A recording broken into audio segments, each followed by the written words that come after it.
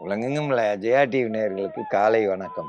நம்ம இன்னைக்கு பார்த்துக்கிட்டு இருக்கிறது பாரம்பரிய வைத்தியம். பாரம்பரிய வைத்தியத்தில் குழந்தைகளுக்கு புண். குழந்தைகளுக்கு புண் எப்படி வரும்? லேசாக கொசு கடிச்சிருக்கான், அதை சொரிஞ்சு விட்டுருவாங்க.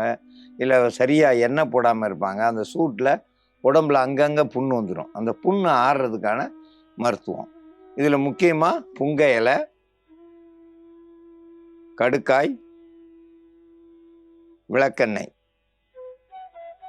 இதெல்லாம் கூட்டு கலவையாக சேர்ந்து இப்போ நம்ம மருந்தாக தயாரிக்க போகிறோம். குழந்தைகளுக்கு புண்ணுனாக்கா சோட்டு கொப்பளமாக இருக்கலாம், அல்லது திடீர்னு சொல்லிட்டு சொரிஞ்சு விட்டதில் ஏதாவது கிள்ளி குழந்தைகளோட நகங்களே கன்னத்தில் கீறிக்கிறோம். தலையில் சில பிள்ளைங்க முடியை பிடிச்சிக்கிட்டே அழுகுங்க, முடியை பிடிச்சி இழுக்கும், தலையை பிடிச்சி இழுத்துக்கிறோம். அந்த இதுகள்லாம் பார்த்தீங்கன்னாக்கா நல்லா கீறி விட்ட இடத்துகளில் அது பொக்களமாயிரும், அந்த புண்ணு ஆறாமல் இருக்கும்.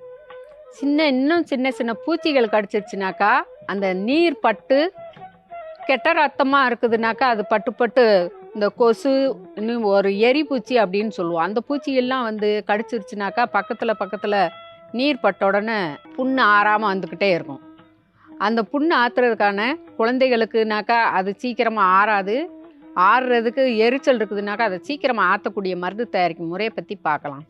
புங்கன் இலை எப்படிப்பட்ட புண்ணையும் ஆற்றக்கூடியது. இதை நல்லா அரைச்சி எடுத்து வச்சுருக்குறோம்.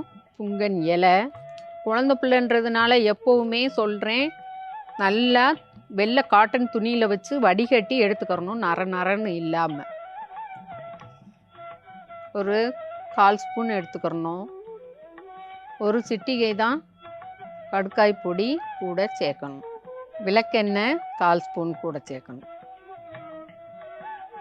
குழந்தைங்களுக்கு இருக்கிற புண்ணு வடுவா மாறாமல் தொடர்ந்து புண்ணு பெருசாகிக்கிட்டு இருக்காமல் தண்ணி பட்டாலும் அடுத்த இடத்துக்கு பரவாமல் இருக்கும். இப்போ இதை முறித்து எடுத்துடலாம்.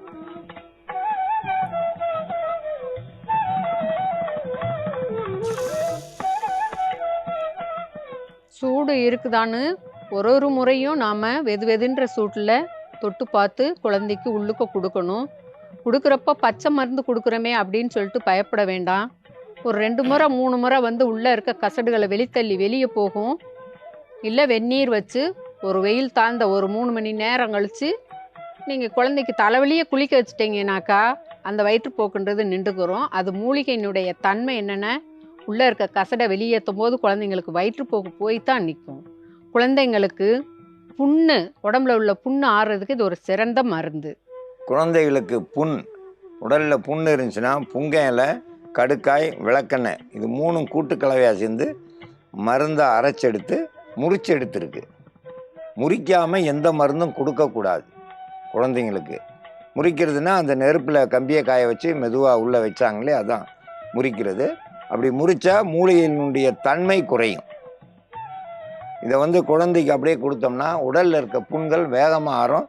புண்ணு ஆறுறதுக்கு இது ஒரு சிறந்த மருந்து. இந்த மருந்தை பயன்படுத்தி பயன்பெற வேண்டும் என்று கேட்டுக்கொள்கிறேன்.